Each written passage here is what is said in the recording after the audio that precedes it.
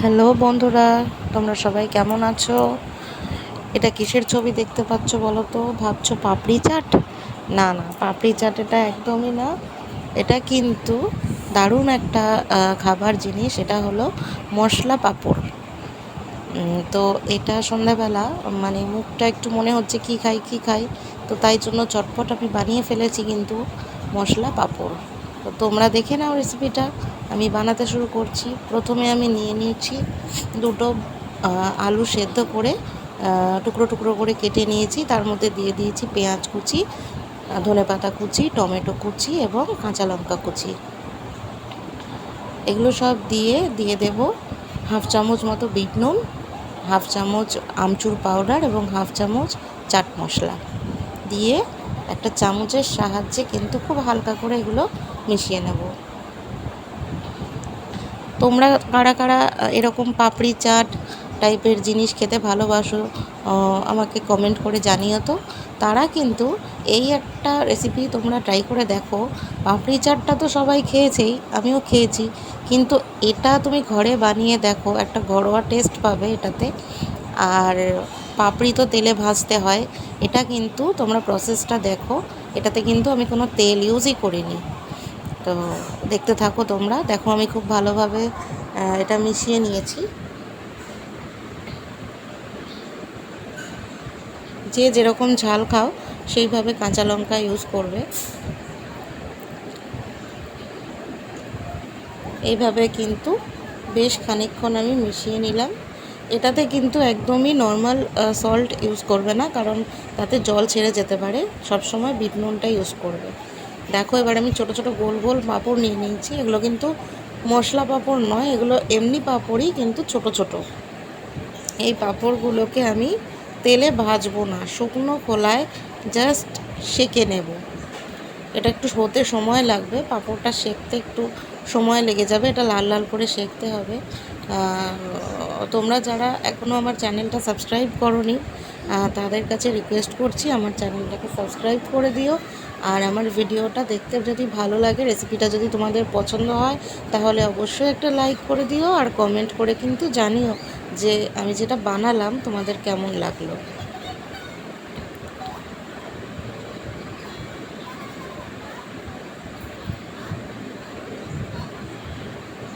দেখো একটা সাইড হয়ে গেলে আমি কিন্তু আবার পাঁপড়গুলোকে উল্টে দেব। আমি কিন্তু এখানে ছোট ছোট পাঁপড় নিয়েছি। তোমরা কিন্তু চাইলেই তোমাদের বাড়িতে যদি বড় পাঁপড় থাকে, এক্ষেত্রে আমি বলে দিই, বড় পাঁপড়টাকে একটাই পাঁপড় সেঁকে নেবে।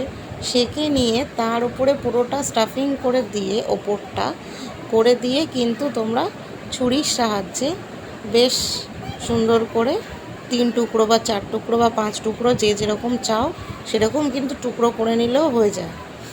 এক্ষেত্রে আমি গোল ছোটো ছোটো পাঁপড় পেয়ে গেছি বলে আমি এটা নিয়ে নিয়েছি। দেখো কি সুন্দর লাল লাল করে সেঁকে নিয়েছি। এটাকে আমি এবার তুলে নেব। এর থেকে বেশি আর সেঁকা যাবে না।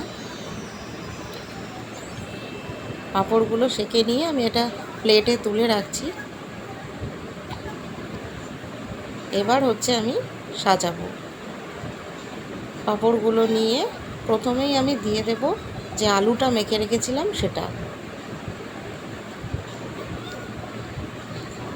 চামচে করে তুলবে, যতখানি তোলা যায়, যতখানি এতে ধরবে ঠিক ততটা দেবে। খুব বেশি একে ভর্তি করার কোনো দরকার নেই। সেইভাবে আমি দিয়ে দিচ্ছি।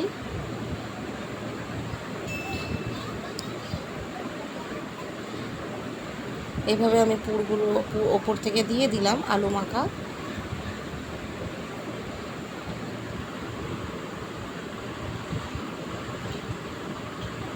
আলুটা দেওয়া হয়ে গেলে তারপর আমি দিয়ে দেব টক দই। টক দইটাতে কিন্তু আমি একটু বিট নুন আর সামান্য গোলমরিচ গুঁড়ো দিয়ে আমি টক দইটা ফেটিয়ে রেখেছিলাম আগে থেকে।